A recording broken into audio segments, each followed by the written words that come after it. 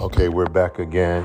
And again, this is Seth Moore on many host sites, but we happen to be on Anchor by Spotify today. And we're talking still about modern day slavery. Excuse me. First, I want to say to my brothers and my sisters all around the diaspora and in the Americas, I am so sorry. My heart is broken for what you had to suffer and what we have to suffer as a people. And to know that you had to undergo these tragic events and still we're dealing with it. You know, your children, your families, your mothers, your fathers. And it's just so unreal. And who pays for this? Who has paid for it? And it seems as though there hasn't been proper recourse for this.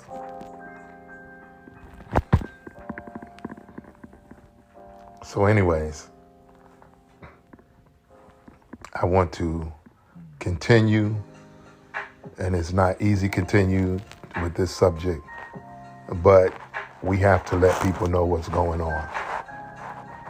And I'm going to be reading from some of these articles, and I want you to, again, go and, as I mentioned in the last podcast, get a sip of water here, to check out Glendora, Mississippi.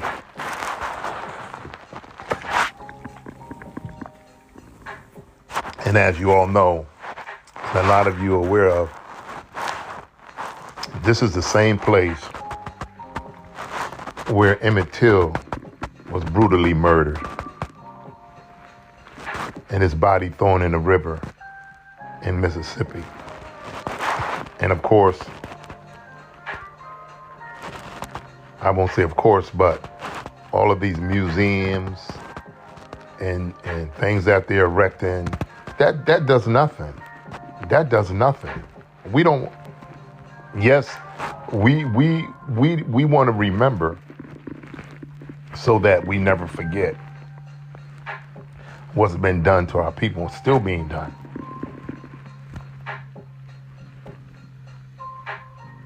You know, people never want you to forget, in terms of other groups, what happened to them. What about indigenous people?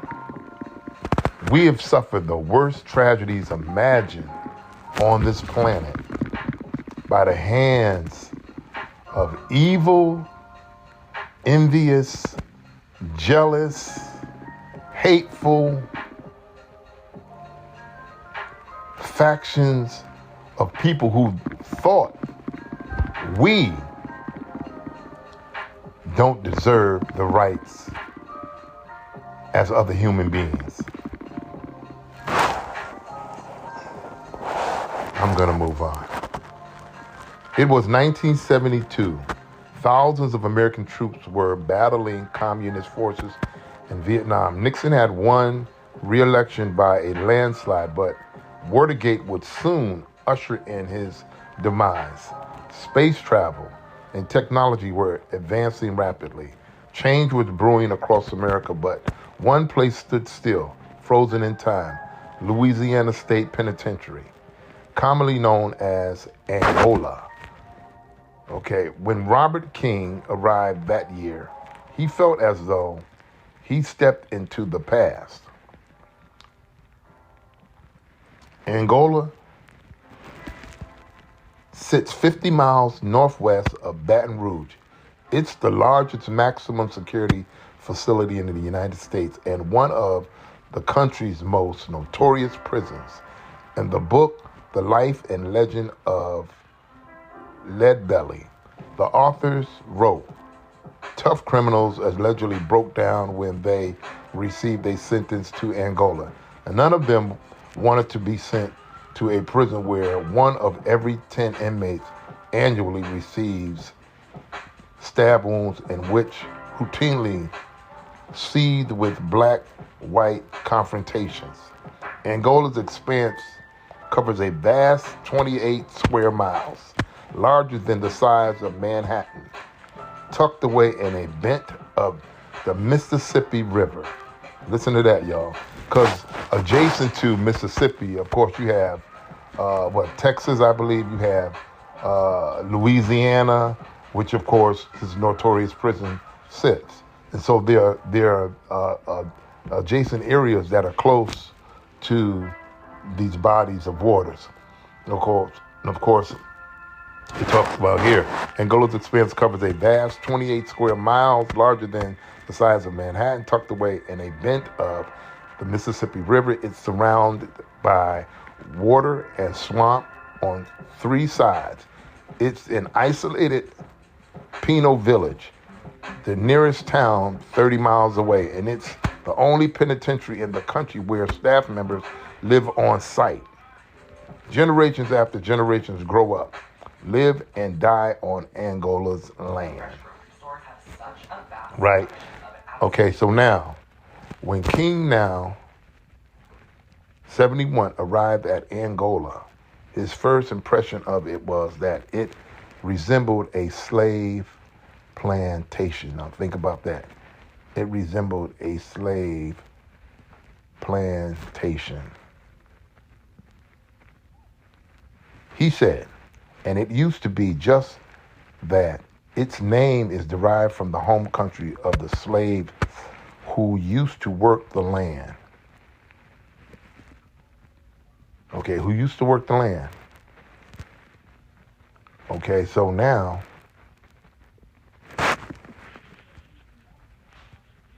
okay, let me,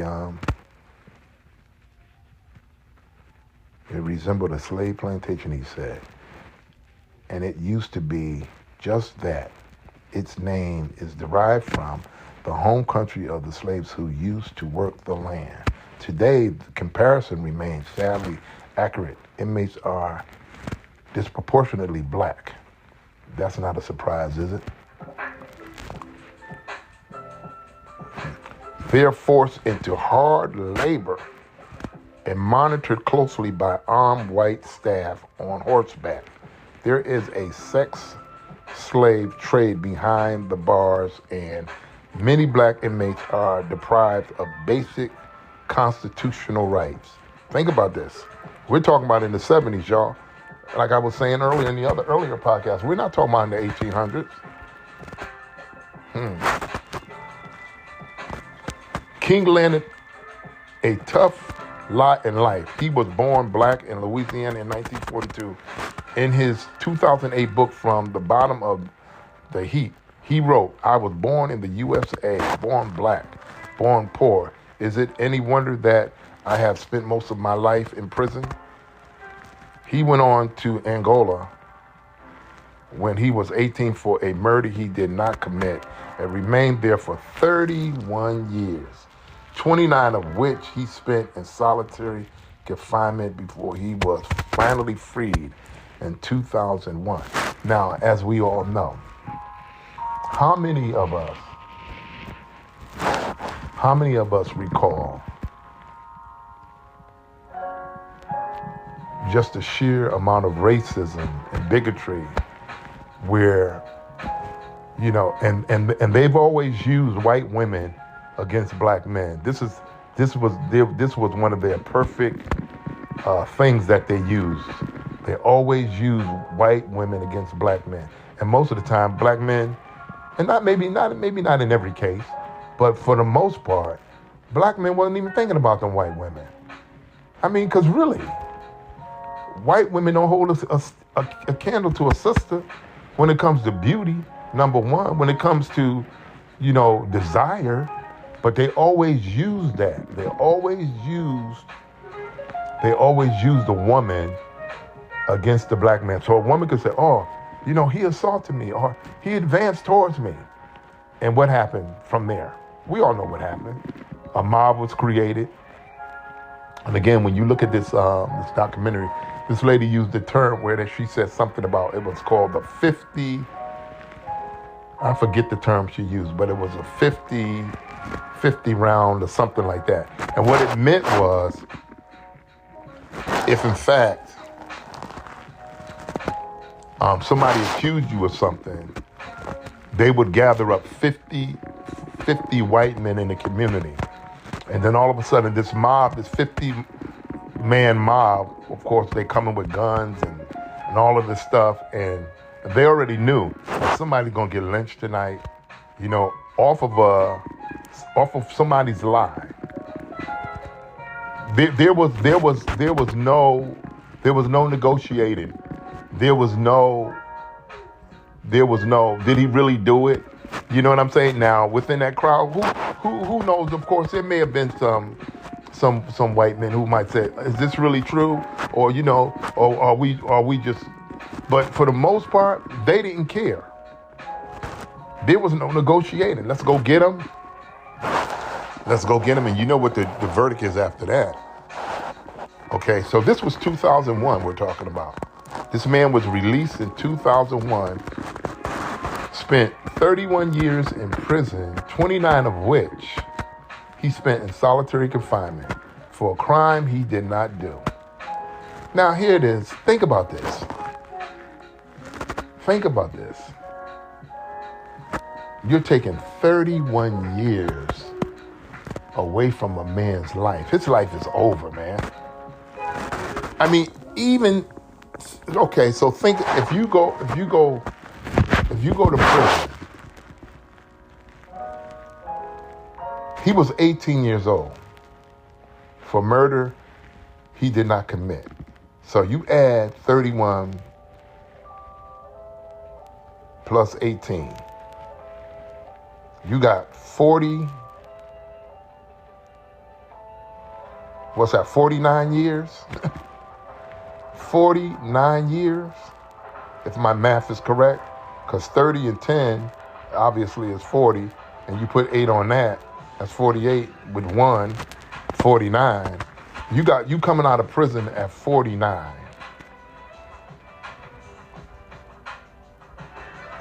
So, and anything is possible in terms of, you know, it's just, you know, you have to think about a man's psyche. You know, you've been away for 31 years of your life in a cage, and by the grace of the Creator, you've avoided all types of altercations. You can't even imagine what this man has seen in 31 years and the things that have probably been levied against him while he was there. Okay, I'll read on. In 1972, the prisoners were virtually all black. In 1972. Now here's a prison that's the size of Manhattan. And they said in 1972, the prisoners virtually were all black.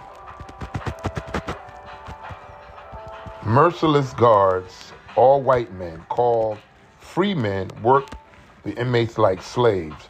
Sugarcane was the main crop. King said in the documentary film, In the Land of the Free, it stated that the inmates labored all day, every day for a measly 0.02 per hour. The abuse didn't stop there. As NPR reported, there was a prisoner-slave trade and rampant rape. Inmates slept with JCPenney catalogs tied to their waists for protection. Now listen to that. Slept with JCPenney catalogs tied to their waists for protection. King was one of the 3 men who formed the famous Angola 3 group, leaders of the Black Panther Party Angola chapter. King said they were fighting for equality, but he later realized their efforts had been misaimed. We were focused on civil rights, but we didn't have human rights, he said. In our most recent conversation, I asked King, how's it going? It's ongoing, he replied. it's easy to see why little has changed at Angola. Okay.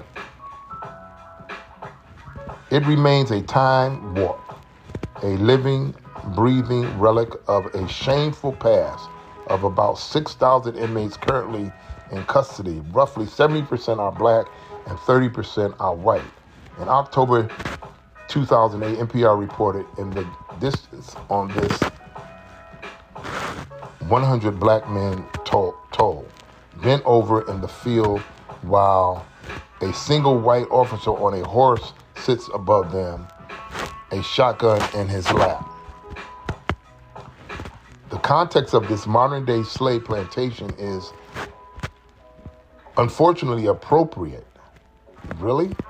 NOLA.com wrote that Louisiana is the world's prisons capital, with 1 in 86 residents serving time, nearly double the national average. The racial skew is extreme. 1 in 14 black men in New Orleans is behind bars.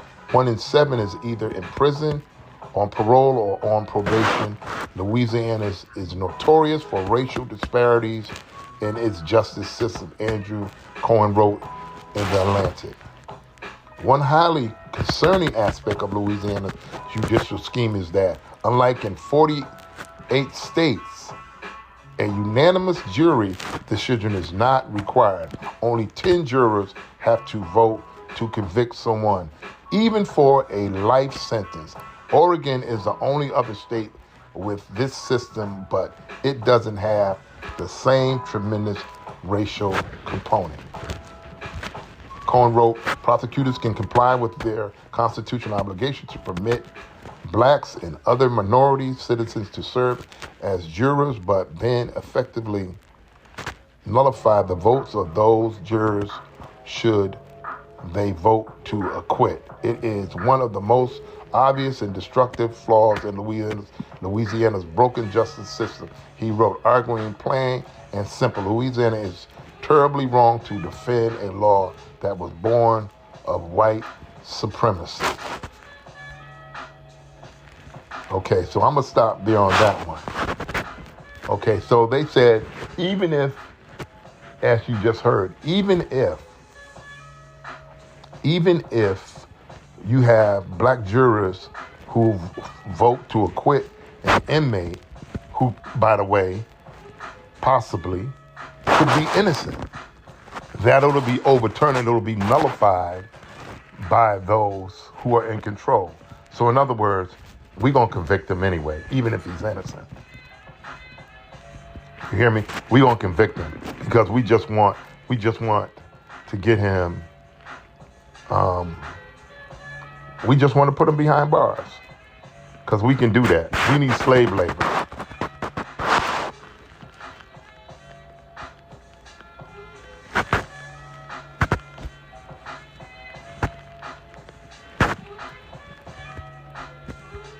All right, so y'all, so here we go. Let me read some more, and we're going to pick up on this again. This is so heart-wrenching. And I want you to respond. I want you to actually tell me what you think. What should happen? What do you think is just? I mean, because when you think about people who, in systems, because these are systems that are in place. It ain't just one person or a couple of people. These, as we all know, systemic racism.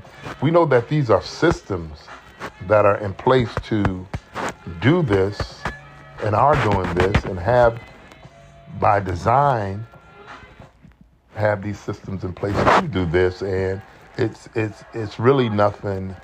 It's really nothing new, and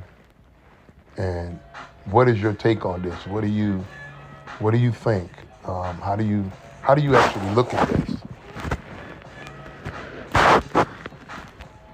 Because it's pretty obvious that people that do this stuff, they don't have a soul.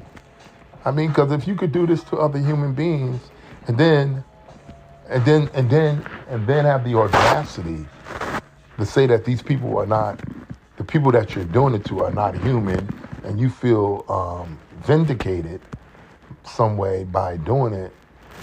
I mean, who gave you the right? And who do you think you are? And who are you to play God? And I mean, it's just unreal. And it's like, it just makes me. I'm like, wow, man.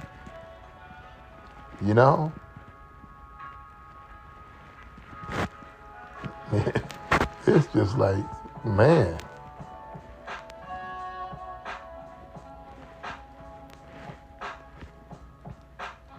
So I want to get your take on this and what you actually think. What do you think should be done on this?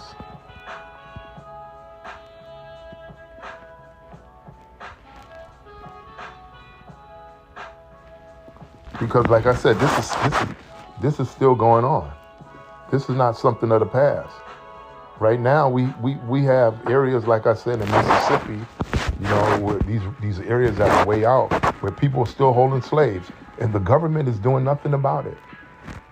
They know what's going on, but they're not doing anything about it. And maybe it's the shame. Maybe they don't want the American people to really know what's going on. So it's they think it's isolated enough where the American people don't really know what's happening. They're not really paying any attention to it because this is just heart-wrenching. So I think that as a people, we should cry out against this. Against this. These are your people. These are our people. And if we don't say something, who is going to say something?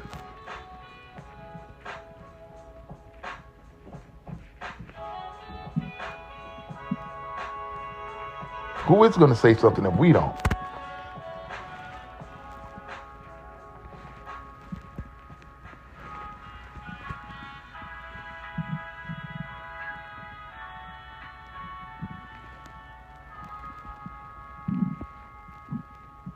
Who is going to say something if we don't?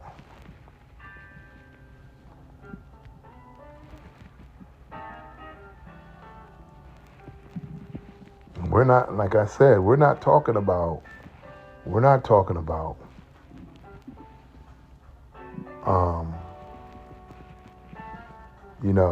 1800s or the 1700s. We're talking about modern day. In the 19th, 20th century, 21st century slavery.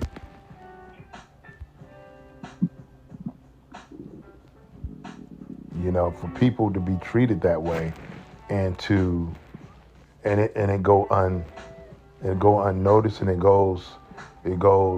not unnoticed by a lot of us, but it goes, you don't see Fox or CNN or none of these news outlets reporting this. No, they're not reporting it. They're not going to. They're not going to.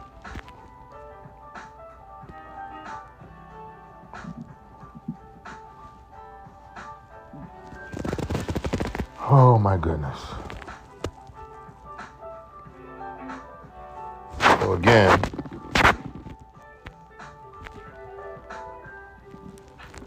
and I just read the story to you about Brianna, the young lady who her mother said she was trafficked.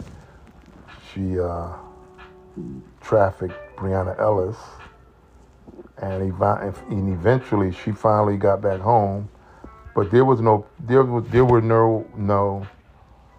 very lackadaisical when she was found by the police. And there was another woman who the lady says that she was so afraid and gone for that period of time that she didn't even press charges. She was just so afraid. She moved out of the state. She was able to get away. It's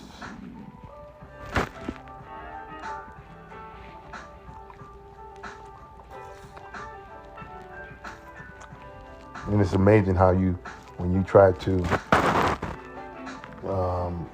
Let me go back here. Give me a minute. Okay, we have 5 minutes left.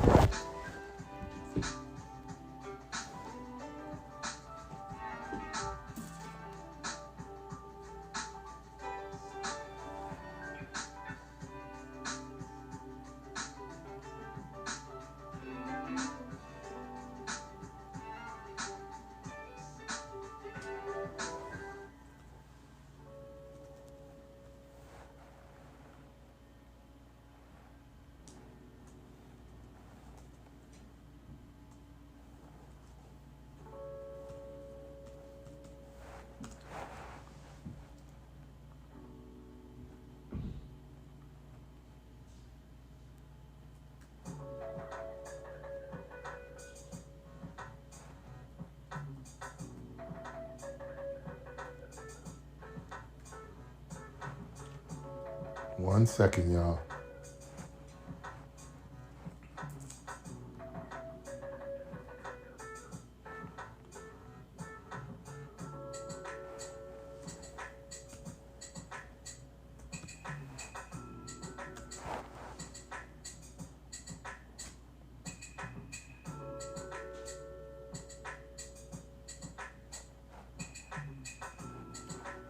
Okay, so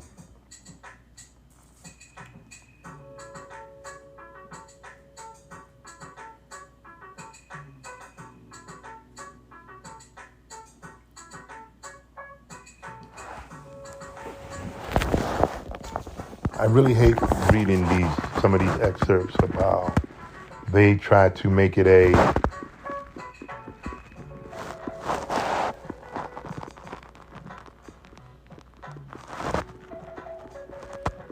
okay, so anyways,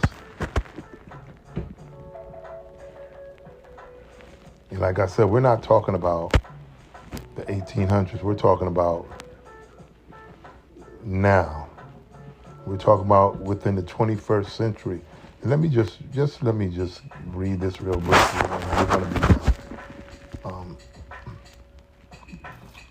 These people do this with a smile on their face. A lot of children are taken against their will and used for trafficking over there. And until we do something about the issue, trafficking will continue here in the state, in Asia and other countries, if we allow it, says Wilder. And while this introduction to music class, students have been instructed to submit research papers on the topic of modern-day slavery. In addition, students must describe 5 ways they personally intend to help resolve the issue. Wilder will use a variety of musical genres of students to create ballads to help survivors to heal. Nah, that ain't gonna work. Nah, that ain't gonna work. I just want to read this.